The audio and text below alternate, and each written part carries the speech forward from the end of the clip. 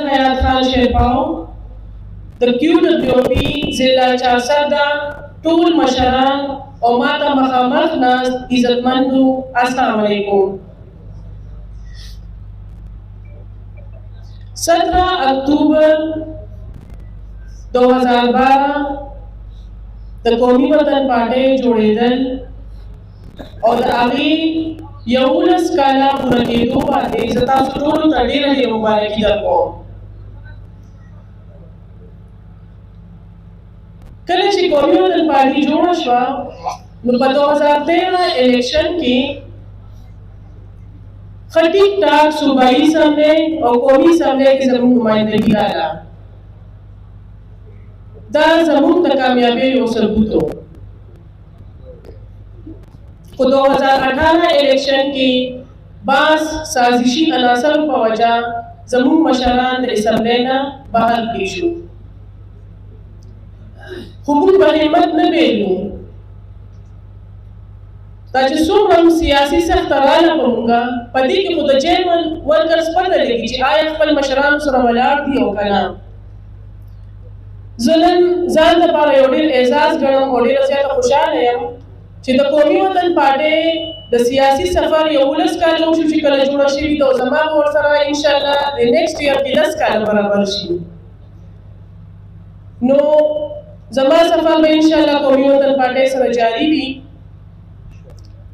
ملی رهبر آفتاب احمد خان شیرپاو صاحب او سکندر حیات خان شیرپاو صاحب زموږ په پارټۍ کې زنانو ته یو خاص عزت ورکوي، هغوی له عهدې ورکوي، ځکه چې کله زما سیاسي کیریر شروع کېدو نو زه یو ډېر ښه عهدې نه ما آغاز وکړو او هغې نه ماته یو جذبه میلاو شوه او موږ خپل اکټیویټیز پارټۍ دپاره وکړو. انشاءالله دا به جاري ساتو.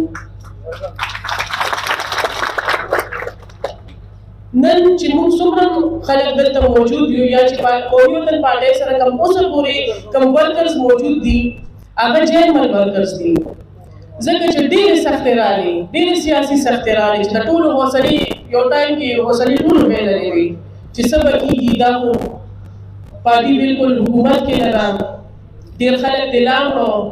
د هغې خلکو مشرانو ته خپل پهچان د هغوی شوی دی چې کوم خلک د لږ ټایم دپاره راځي او کوم پرمننټ راځي او پاخه راځي او بدین د حیات محمد خان شیرپاو، د آفتاب احمد خان شیرپاو او د سکندر حیات خان شیرپاو په سیاست چې کوم نظریاتي کارکون دی هغه به کلک ولاړ وي او د هغې ثبوت هم ډېرو خلکو خپل وښولو چې موږ په هغې سخته کې د قومي وطن پارټۍ نه تللي نه یو، موږ ورسره یو. د دې جنډې لاندې به موږ خپل سیاسي سفر جاري ساتو.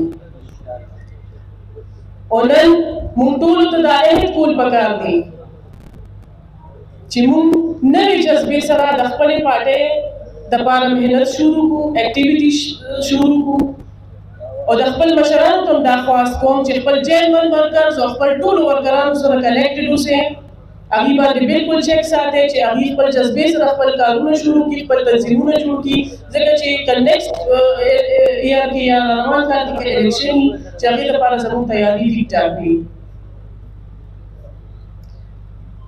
زه اخره کې تاسو ټولو ته بیا مبارکي درکوم چې د پارټۍ 11 کاله ډېر ښه طریقې سره مکمل شو او تاسو به ناره لګوئ. دا زه خپل سپیچ چې کوم دی خپلې خبرې باندې کوم.